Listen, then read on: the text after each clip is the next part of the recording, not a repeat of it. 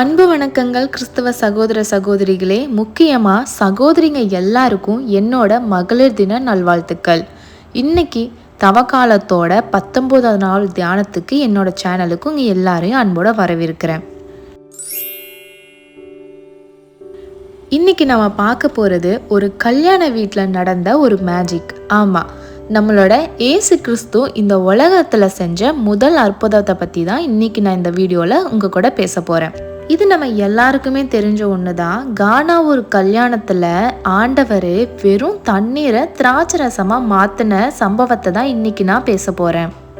கானா அப்படிங்கிற ஒரு ஊரில் ஒரு கல்யாணம் நடக்குது. அங்கே இயேசு கிறிஸ்துவும் அவரோட அம்மா அங்கே போயிருக்காங்க. விருந்து நல்லா செம்மையாக தான் போயிட்டு இருக்கு. ஆனால் திடீர்னு ஒரு பெரிய சிக்கல் அங்கே வந்துருச்சு. நம்ம பைபிளில் யோவான் 2:3 சொல்கிறபடி திராட்சை ரசம் குறைபட்ட போது இயேசுவின் தாய் அவரை நோக்கி அவர்களுக்கு திராட்சை ரசம் இல்லை அப்படின்னு சொன்னாங்களாம். கொஞ்சம் யோசிச்சு பாருங்களேன், ஒரு விசேஷ வீட்டில் சாப்பாடு தீர்ந்து போனால் அந்த குடும்பத்துக்கு எவ்வளோ பெரிய அவமானம். இப்போ இருக்க காலத்தில் விசேஷம் அப்படின்னாலே நம்ம எல்லாரும் தலவாழை இலையை போட்டு விருந்து வைப்போம். ஆனால் அந்த காலத்தில் இந்த திராட்சை ரசம் அப்படிங்கிறது ரொம்பவே விசேஷமான ஒன்று. ஒரு விசேஷமான வீட்டுக்கு வராங்கன்னா அங்கே வர விருந்தினர் எல்லாத்துக்கும் கொடுக்கறது தான் இந்த திராட்சை ரசம். பட் அதுவே அந்த ஒரு கல்யாணத்தில் தீர்ந்து போயிருச்சு. அப்படி ஒரு நிலைமை தான் அந்த கானா ஒரு கல்யாணத்துலேயும் நடந்துச்சு. என்ன பண்ணுறதுன்னு தெரியாமல் எல்லாருமே பதறிட்டு இருந்தாங்க. அப்போது நம்ம ஆண்டவரோட அம்மா மரியாள் அங்கிருந்த வேலைக்காரங்க கிட்ட சூப்பராக ஒரு அட்வைஸை கொடுக்குறாங்க. அதாவது நம்ம பைபிளில் யோவான் 2:5 இருக்கு, அவருடைய தாய் வேலைக்காரரை நோக்கி அவர் உங்களுக்கு என்ன சொல்கிறாரோ அதன்படி செய்யுங்கள் என்றாள் அப்படின்னு இருக்கு. ஏசப்பா அங்கிருந்த வேலைக்காரங்க கிட்ட சுத்திகரிப்புக்காக வச்சிருந்த 6 பெரிய கல் ஜாடிகளில் தண்ணீரை நிரப்ப சொல்றாரு. அவங்க ஜாடி விளிம்பு வரைக்கும் தண்ணீரை ஊத்திட்டாங்க.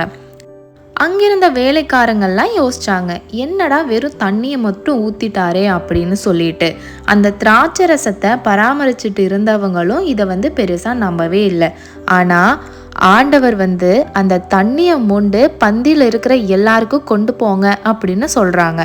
யோவான் 2:9 சொல்றதுபடி அந்த திராட்சை ரசம் எங்கிருந்து வந்ததென்று தண்ணீரை மொண்ட வேலைக்காரருக்கு தெரிந்திரதே அன்றி பந்தி விசாரணைக்காரனுக்கு தெரியாதினால் அவன் அதை ருசி பார்த்த போது ஆச்சரியப்பட்டு போனான் அப்படின்னு இருக்கு. அந்த தண்ணி உலகத்திலே மிக சிறந்த திராட்சை ரசமா மாறி இருந்துச்சு. ஒரு பெரிய அவமானம் அன்னைக்கு ஒரு பெரிய ஆசீர்வாதமா அந்த குடும்பத்துக்கு மாறிடுச்சு. இப்படிதான் ஆண்டவர் முதல்ல இந்த தண்ணீரை திராட்சை ரசமா மாத்தி அவரோட அற்புதத்தை முதல் முறையா வெளிப்படுத்தினாரு. இந்த முதல் அற்புதம் நமக்கு என்ன சொல்லுது தெரியுமா?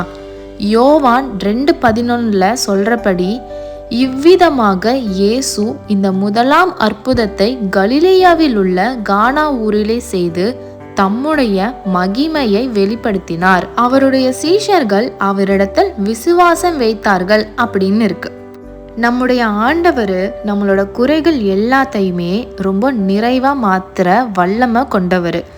கல்யாண வீட்டில் ரசம் தீந்து போனது போல நம்ம வாழ்க்கையிலும் எல்லாமே முடிஞ்சு போச்சு, இனிமே அவமானம்தான்னு நம்ம நினைக்கலாம். ஆனால் நம்ம குறை எல்லாத்தையும் மகிமையாக மாத்துறதுக்காக ஆண்டவர் காத்து கொண்டு தான் இருக்கிறாரு. இதுக்கு நம்ம என்ன பண்ணுறோம் அப்படின்னு யோசிக்கணும். அவர் மேலே முழுசாக ஒரு விசுவாசத்தோடு இருக்கிறோமான்னு பார்க்கணும். வெறுமனே ஆலயத்துக்கு போகிறதோ ஜெபம் பண்ணுறதோ மட்டும் இல்லாமல் அவரோட வார்த்தைகளுக்கு கீழ்ப்படிந்து இருக்கணும். அவர் சொன்னபடி செய்யுங்கள் அப்படின்னு இருக்குல்ல, இதுதான் நம்ம வாழ்க்கையை மாத்திர வெற்றியோட ஒரு சீக்ரெட் ஃபார்முலா. அவர் சொல்றதுக்கு கீழ்ப்படிஞ்சாலே நம்ம வாழ்க்கை சாதாரண தண்ணி மாதிரி இருந்தாலும் அதை சுவையுள்ள திராட்சை ரசமா அவர் மாத்திருவாரு. சின்னதா ஒரு ஜெபம் பண்ணலாம். கண்ணை மூடிக்கோங்க. எங்கள் அன்புள்ள ஆண்டவரே, இந்த துதி ஸ்தோத்திரங்களோடு உம்முடைய பாதப்படியில் நிற்கின்றோம். அன்று கானாவூர் திருமண வீட்டிற்கு நீர் சென்றது போல இந்த வீடியோவை பார்த்து கொண்டிருக்கிற ஒவ்வொரு பிள்ளைகளுடைய வீட்டிற்கும் இப்போதே நீர் செல்லும்படியாக ஜெபிக்கின்றேன் ஆண்டவரே. அந்த திருமண வீட்டில் திராட்சை ரசமில்லை என்ற ஒரு பெரிய குறை வந்தபோது அங்கிருந்த சந்தோஷம் காணாமல் போனது. அதேபோல் இன்னைக்கு எங்கள் வாழ்க்கையிலும் சமாதானம் இல்லை, சந்தோஷம் இல்லை, வருமானம் இல்லை, என் கையில் ஒன்றுமே இல்லை என்று சொல்லி அழுது கொண்டிருக்கிற பிள்ளைகளை நீர் ஒரு நிமிடம் கண்ணோக்கி பாருங்கப்பா. மனுஷங்க முன்னாடி தலை குனிஞ்சு நிற்கிற சூழ்நிலை வந்திருக்கலாம். எல்லாம் தீர்ந்து போச்சு, நீ அவமானந்தான் மிஞ்சுன்னு இவங்க நினச்சிருக்கலாம். ஆனால் ஆண்டவரே, நீர் எங்கே இருக்கிறீரோ அங்கே அற்புதங்கள் நடக்குமே. அன்னைக்கு சாதாரண தண்ணீரை சுவையான திராட்சை ரசமாக மாற்றின அதே வல்லமை இன்னைக்கு இவங்களுடைய கசப்பான வாழ்க்கையை மதுரமாக மாற்றுங்க. இவங்க வாழ்க்கையில் இருக்கிற எல்லாம் இல்லை அப்படிங்கிற வார்த்தையும் மறந்து நீர் தந்த ஆசீர்வாதம் ஏராளம் அப்படிங்கிற சாட்சி இவங்க வாயிலிருந்து வரட்டும் ஆண்டவரே. இவங்களுடைய அவமானங்களுக்கு பதிலாக இரட்டிப்பான நன்மைகளை இவங்களுக்கு கொடுங்க. உம்முடைய வார்த்தைகளுக்கு கீழ்ப்படிந்து நடக்கிற இருதயத்தை இவங்களுக்கு தாங்கப்பா. நீங்கள் சொன்னால் எல்லாமே மாறும், நீங்கள் தொட்டால் எல்லாமே சுகமாகும். உம்முடைய மகிமை இவங்க வாழ்க்கையில் வெளிப்படட்டும் ஆண்டவரே. ஒவ்வொரு பிள்ளைகளையும், அவங்களுடைய குடும்பத்தையும், அவங்களுடைய தேவைகளையும் இப்போதே உங்களோட கரத்தில் நான் ஒப்பு கொடுக்குறேன். நீங்களே பொறுப்பேற்று எல்லாத்தையும் வழி நடத்துங்க. எங்கள் மீட்பு கிறிஸ்துவின் வல்லமையுள்ள நாமத்தில் ஜெபிக்கின்றேன் எங்கள் ஜீவனுள்ள நல்ல பிதாவே, ஆமேன். அன்புள்ள கிறிஸ்தவர்களே, நிச்சயமா கர்த்தர் உங்க குறைகள் எல்லாத்தையும் நிறைவாக்குவாரு.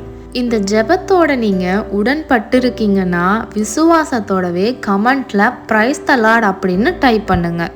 உங்க வாழ்க்கையில நடக்க போற அற்புதத்தை நீங்களே பார்ப்பீங்க.